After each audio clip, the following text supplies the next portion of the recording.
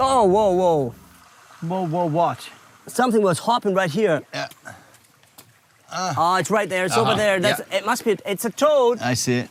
I see it. Oh, I need to catch it. Yeah, yeah. Get in there. Go ahead. Yeah. Oh shit! It's all jaggy. You got it? Yeah, there it's. There it's. All right. There we are. Okay.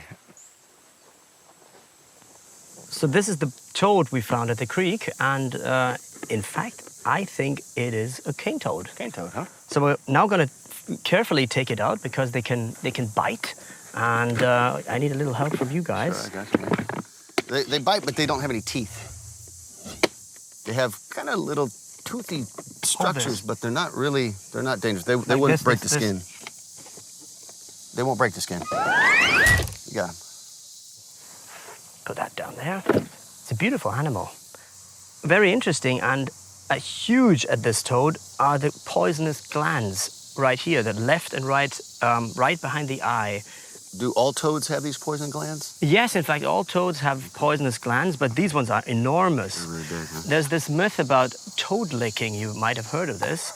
So the dangerous thing about licking toads, or the myth of licking toads, is that these glands contain a substance called bufotoxin, and that's a highly toxic substance which is causes cardiac failure. So that is a very, very bad and dangerous idea to go for a toad and lick it. And Jeremy, do you want to try? Yeah, sure. No, I'm not going to allow you to do this. Because there's only very, very few species where you can actually do this without getting a serious poisoning. Wait. There are toads you can lick and get high and tripped out? Yes, Really? you can. Which one? Yes. Well, there's one that, it's the Sonoran desert toad. Really? Yeah. So you can find yourself a Sonoran desert toad, give it a good licking. Yeah. The stuff that's in there is bufotenin, and that is a hallucinogenic and also a stimulant. So first it acts as a stimulant, and then you get high, and then you see things that aren't there. Interesting. Now, here's the thing, is that Peter is an expert on animal toxins. That's right. Okay, so he knows what he's talking about. Right. When the toad is disturbed, he's pretty chill right now. I think he feels pretty comfortable. If he's disturbed or threatened like this, he'll start to secrete the toxin from these glands. It's actually, it feels so comfortable it wouldn't do anything. No. No, the gland's actually hard. Yeah. I thought it'd be squishy. Oh. Yeah. Look, it's getting wet here, getting and wet, it's not wet over here. So it's already started to excreting some poison here. But it's kind of white and milky. Yeah, usually it is. Oh, is there anything else that's interesting about this toad besides its toxins and the cool toad? It is a cool toad as long as it's here in its natural environment.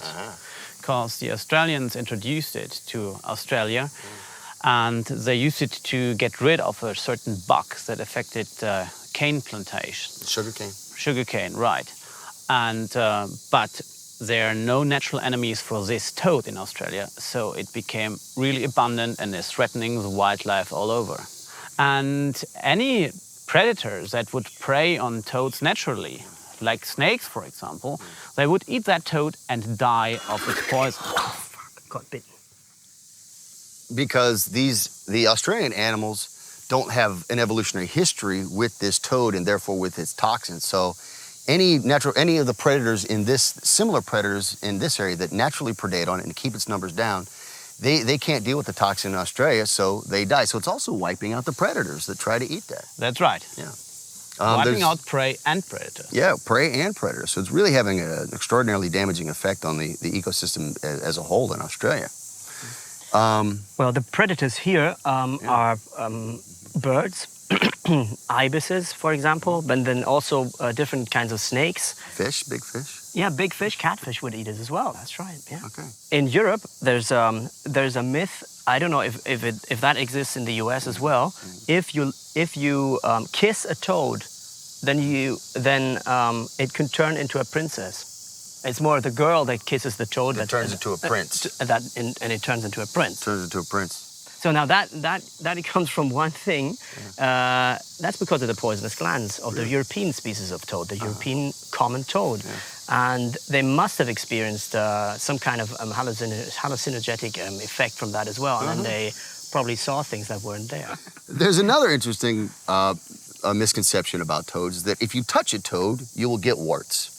And, you know, they say this because the skin is warty. It's not a wart like you would get, but it's bumpy. It has bumps on it. That's right. So it said that if you touch a toad, you'll get warts. This is completely untrue. That if a toad pees on you, you'll get warts. This is completely untrue. Toads and frogs, when they're caught, will actually oftentimes urinate on you, just to, you know, secrete an unpleasant substance, so that the predator or something will let it go and it can hop away. Yeah. But what the other way around? If you pee on a toad, So we're not going to You do want that. to find out? Let's find out what happens when you pee on a toad. yeah, and it's a word a bit. Okay. Let's. Quick, get it. He's gonna hop the hell off. Well, it jumped off and we just released it into the wild so that it can be among his sister and brother toads. And continue to live his happy toady life. Yeah. Right.